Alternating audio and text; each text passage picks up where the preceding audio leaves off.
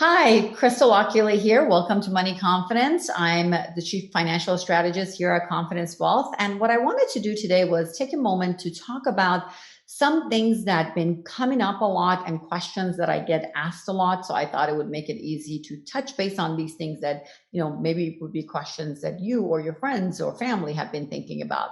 So one of the things that I get that a lot of people get confused about is Social Security at the age of 70, and then there's the required minimum distribution, which is what you have to take out of your 401k. So it stands for, RMD, required minimum distribution. That is at age 72 now. It used to be 70 and a half. So that has nothing to do with Social Security. Social Security waiting till your maximum benefit to take out, it's 70. So let's talk about some ages that are very important when it comes to retirement planning that maybe could possibly help you to understand some of the things that happen at those age and the triggers that happen. So let's start with the 59 and a half. At 59 and a half, most companies or wherever you have your 401k, you are allowed to roll it over into an IRA. So that's where sometimes you hear the 59 and a half, what's happening at that time. That is one thing you can do. The other thing is when you're 59 and a half, you can start taking money out of your IRAs without that 10% penalty, the early withdrawal. So that's another thing for you to know about. Those are the important things associated with that 59 and a half. Again, control over your IRA distribution, meaning you can take money out of your qualified money, IRA, 401k, all of that, pretty much after 59 and a half, you're good to go. It's your control. Really between 59 and a half to 72. 72 is your required minimum distribution age. That's when Uncle Sam actually forces you to take money out of your 401k, whether you want to or not. So when you think about it, up until 59 and a half, you really can't take anything out without a penalty. After 72, you better take it out or you will be penalized. So the most control you have over your own money and what you want to do is between the ages of 59 and a half to 72. So let's talk about now that 72. What's important at 72 and why this age between 59 and a half and 72 really matters. So at 72, that's when you have to take around, let's say, give or take 4% of your pre-tax dollars, so 401, IRA, and all of that, at that age that you have to start taking money out of. So that means you must, if you have $1 million, about 40,000 must start coming out, give or take. Again, just running approximate for you to get an idea. So in a sense, sometimes people don't need their money and they're still having to take it out. So that's what's causing sometimes taxes going up in the future and so forth. So one of the things that's really great between that 59 and a half and 72 is you have full control. You know what your income looks like. So example, let's say you happen to retire. You may not have a pension and you may have some taxable money you're using for your expenses. And then your Social Security hasn't kicked in. So that's a great window right there. It's like a golden opportunity to look at some possible Roth conversions, meaning taking some of that qualified money, what's tax deferred, and turning it into tax-free money for the future. So there's always, pros and cons with this. It means, now you have to let it grow. And it's really, if you went ahead and converted it, you started a Roth, so you have to look at, you want to let it sit there for 5 years and all that good stuff. But the whole purpose is if you didn't need it, you really want to make sure that it's growing for you in the future and it's tax-free. So that's why that between 59 and a half and 72 is full control over your own tax deferred money, your qualified money, the way you want to, whether how much you want to withdraw, what you want to do, you're in full control. No one's going to penalize you for taking it out early, and no one's going to force you to take it out, even if you don't want to. Now let's talk about the penalties. Before 59 and a half, you have that 10% penalty if you're withdrawing from your IRAs, right? And if you're withdrawing and you are dipping into that qualified money. Let's now talk about the penalty if you don't take required minimum distribution. So let's just pretend for a second your required minimum distribution. So let's say there's $1 million in that 401k and you're that IRA and you're supposed to take out 40,000 and you missed it. What's the penalty? Guess what's the penalty? 50%. That's right. Not kidding you, 50%. Plus the taxes you have to pay. So federal, state, and a whopping 50% penalty. So you don't really want to miss your required minimum distribution. Now, last year, for example, was a year that they announced that it was okay, you could skip it. So there are times that you get to skip your required minimum distribution. That's why sometimes I'd like you to wait towards, closer, and I say that to my clients a lot. Wait till that last quarter of the year in case there are any adjustments or changes that happen to take the RMD out, especially if you don't need it. Again, that required minimum distribution. It used to be, by the way, 70 and a half. I hear a lot of people still get confused and they think, oh, 70 and a half. What happens at that point? And then they confuse it for Social Security maximum, which is 70. So again, 72 now for required minimum distribution. Let's talk about now some other ages that come up that are things that people get confused about. So 62. 62 is the earliest you can take your Social Security benefits. That's when you can actually turn on your Social Security benefits. So what are the things that you have to think about if you wanted to take it out? So let's say, for example, you were able to get $1,500 from Social Security benefits. What would be the reasons you don't want to turn it on at 62? Well, one, maybe you don't need it and it grows every year. You let it grow till your full retirement, which for most people is around that 66. For some people is 66 and 4 months, for some people 66 and 9 months, for some people 67 and so forth, but it's around that age. So let's just, for the sake of this example, say 66. So from 62 to 66, that 4 years, you're not yet at your full retirement age. So every year you delay it, obviously you're going to get a little bit more. Now, what's also important is if you are working.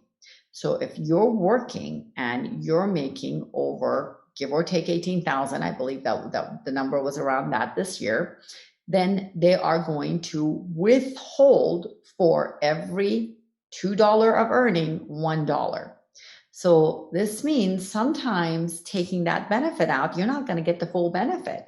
I can give you an example. I had someone that was taking $1,500 out, not knowing, because they were making, well over that 18,000. They ended up getting about maybe $600-700 of that Social Security amount. They didn't know that. They thought they could take that $1,500 and save it, but you are still considered early retirement. So there is an earning limit. So that's another reason maybe you wouldn't want to take it out. Now, 66, we said, let's use that as an example, but for all of you is a little different. So full retirement age, FRA, that's when you can take your benefits, whatever that amount is on that Social Security statement. So let's just say, for example, you got $1,500 at 62 and it's going to be $2,400 at 66. You get that full amount no matter if you work or not. Once you get past that full retirement age, there is no, that they don't withhold anything. There's no, in a sense, that withholding penalty. That doesn't happen. So you are able to continue collecting that amount. And by the way, for those people that turned it on earlier and they were getting a withholding, the moment they get to 66, it goes back to what it would have been at 62.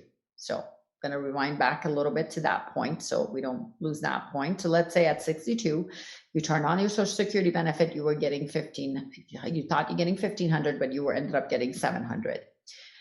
Then at 66, which is your full retirement age, now because you reached the full retirement age, you'll go ahead and actually get 1,500 moving forward. And what they do is they take everything that they held from you and in a sense pay you a little bit at a time over, period of time on your paycheck. So like, it's not like over a lifetime, those type of things. It's not going to be like tremendous and growth giving back to you all at once in one paycheck. Now, the moment you reach 66 is different. You could be making $500,000 and it doesn't matter. You can get your full retirement age. So let's again discuss, why would someone not want to take it at 66? Well, let's say you don't need the money. That's one. So it grows at almost 8%, right? It's growing every year till you reach 70. 70 is the max. It's not 70 and a half. Don't confuse that for the old RMD age. It's literally 70. That's when you get the maximum Social Security benefit. So sometimes maybe you see that on your, that page that shows early retirement is example 1,500, full retirement is 2,200, and then there you are at maximum retirement at 3,000. So for everyone is different. I'm just throwing these numbers as an example. It will not grow any more after that 3,000 in that example, because you reach 70 and that's it. So sometimes people ask me, Crystal, depending on age, why can't I turn it on earlier if I think I'm going to live less? Well, the question is, we don't know, right? No one knows how long you're going to live. Obviously, if you thought your longevity is not long, then it makes sense to turn it on earlier. If you have longevity, sometimes it makes sense to wait. But it's not just about Social Security benefits. It's about the rest of the pieces of the puzzle. So for example, in our situation where it makes sense to turn it on later, just because you're using that time to convert some of your pre-tax dollars into Roth, so it's better for you not to have too much income because it's actually helping you. And in some cases, no, it doesn't make sense. So for example, maybe you don't have a pension and you're depleting a lot of your own money because you haven't turned on your Social Security because you're waiting till 70. Well, you got 4 years. That 4 years maybe made sense to turn on Social Security and allow, your IRAs and whatever your investments are to grow. So the truth is, and the reality, that answer is for everyone's different. The formula is not going to be the same. One of the things that we do for our clients is whenever we look at those annual reviews and we're looking at when retirement is, we want to run Social Security maximization. It's ongoing. A lot of retirement planning, tax planning, Social Security maximization, it's an ongoing, it's not automated, because your life is not automated. Things change. What if what you discussed 3 years ago is totally different than your life and what's happening now? What if your income changed? So I want you to understand there are ages that we hear that all the time. What, the 62? What happens then? 59 and a half. Now you know these are the ages that some important things happen. But how you deal with that, it depends on your specific situation when it comes to conversions, Social Security maximization, when to turn on income, which bucket to turn on, because we have different kinds of buckets in our investments, right? We've got tax deferred money, which is your 401k IRA, also referred to as qualified money. So these are terms to get used to. You've got taxable bucket, which means taxable bucket is money you save that you pay taxes on, but you have to pay capital gains on any of the gains. Example, a CD or a stock you bought. Maybe you bought Apple at 5,000, you bought a few shares at 5,000, now you're selling it at 30,000. Well, that gain between 30 and 5,000 is going to be capital gains. So that's what taxable means. Then you got tax-free bucket.